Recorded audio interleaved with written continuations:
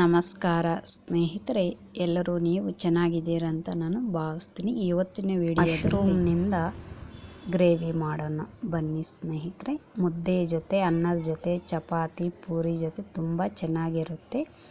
ಹೇಗೆ ಮಾಡೋದಂತ ನೋಡೋಣ ಬನ್ನಿ ಸ್ನೇಹಿತರೆ. ನೀವು ಈ ವಿಡಿಯೋವನ್ನು ಕೊನೆಯ ತನಕ ನೋಡಿ. ನಾನು 200 ಗ್ರಾಮ್ನಷ್ಟು ಮಶ್ರೂಮನ್ನು ತಗೊಂಡಿದ್ದೀನಿ ಸ್ನೇಹಿತರೆ. ನೀರಿಗೆ ಸ್ವಲ್ಪ ಉಪ್ಪು ಹಾಕಿಬಿಟ್ಟು ಚೆನ್ನಾಗಿ ತೊಳೆದು ಕಟ್ ಮಾಡ್ಕೋಬೇಕು ಸ್ನೇಹಿತರೆ.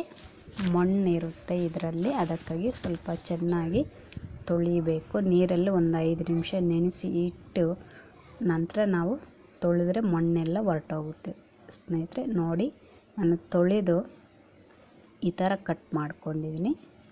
ನಂತರ ಮಶ್ರೂಮ್ ಸಾರಿಗೆ ಬೇಕಾಗುವಂತಹ ಪದಾರ್ಥಗಳು: 200 ಗ್ರಾಮ್ ಮಶ್ರೂಮ್ ತಗೊಂಡಿದ್ದೀನಿ ಸ್ನೇಹಿತರೆ. ಬೆಳ್ಳುಳ್ಳಿ, ಒಣ ಕೊಬ್ಬರಿ, ಗಸಗಸೆ, ಕರಿಮೆಣಸುಕಾಳು, ಲವಂಗ, ಒಂದು ಏಲಕ್ಕಿ ತಗೊಂಡಿದ್ದೀನಿ, ಒಂದು ಟೊಮೊಟೊ.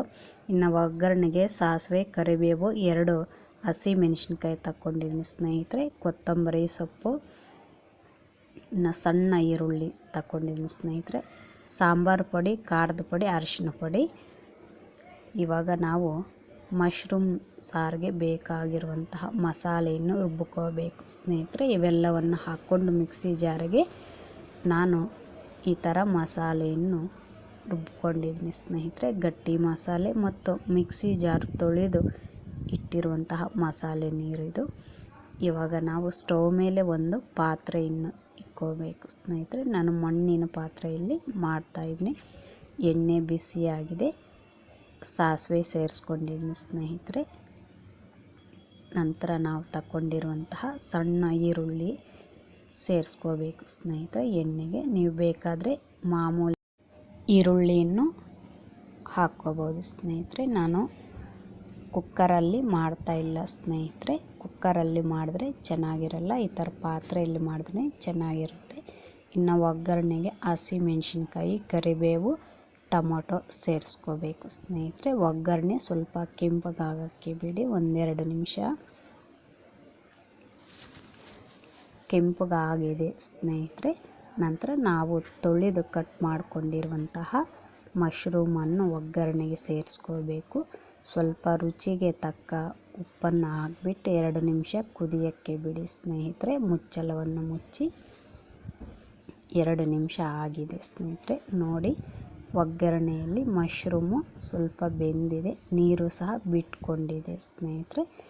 ಇವಾಗ ಮಶ್ರೂಮ್ಗೆ ನಾವು ರುಬ್ಕೊಂಡಿರುವಂತಹ ಮಸಾಲೆಯನ್ನು ಸೇರಿಸ್ಕೋಬೇಕು. ಮಶ್ರೂಮ್ ಸಾರಿಗೆ ತುಂಬ ನೀರು ಹಾಕಿದರೆ ಚೆನ್ನಾಗಿರಲ್ಲ ಸ್ನೇಹಿತರೆ. ಅದಕ್ಕೆ ನಿಮಗೆ ಎಷ್ಟು ಬೇಕೋ ಅಷ್ಟು ಕಡಿಮೆನೇ ಹಾಕ್ಕೊಳ್ರಿ ನೀರು.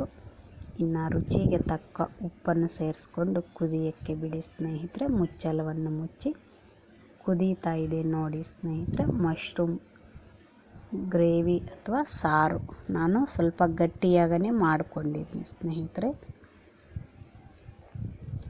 ಈ ವಿಡಿಯೋ ನಿಮ್ಗೆ ಇಷ್ಟವಾದಲ್ಲಿ ಲೈಕ್ ಮಾಡಿ, ಶೇರ್ ಮಾಡಿ, ಹಾಗೆ ಸಬ್ಸ್ಕ್ರೈಬ್ ಮಾಡ್ಕೊಳ್ಳಿ ಸ್ನೇಹಿತರೆ. ಇನ್ನು ಕೊನೆಯದಾಗಿ ಕೊತ್ತಂಬರಿ ಸೊಪ್ಪನ್ನು ಸೇರಿಸ್ಕೊಂಡು ಒಂದು ಸಲ ಕಳಿಸ್ಕೋಬೇಕು ಸ್ನೇಹಿತರೆ. ಮಶ್ರೂಮ್ ಸಾರನ್ನು ನಾವು ಮಾಡಿದಂತಹ ಮಶ್ರೂಮ್ ಸಾರು ಅಥವಾ ಗ್ರೇವಿ ರೆಡಿಯಾಗಿದೆ ಸ್ನೇಹಿತರೆ. ನಾನು ತೆಗೆದು ಒಂದು ಚಿಕ್ಕ ಬಟ್ಲಿಗೆ ಸೇರಿಸ್ಕೊತಾ ಇದ್ದೀನಿ.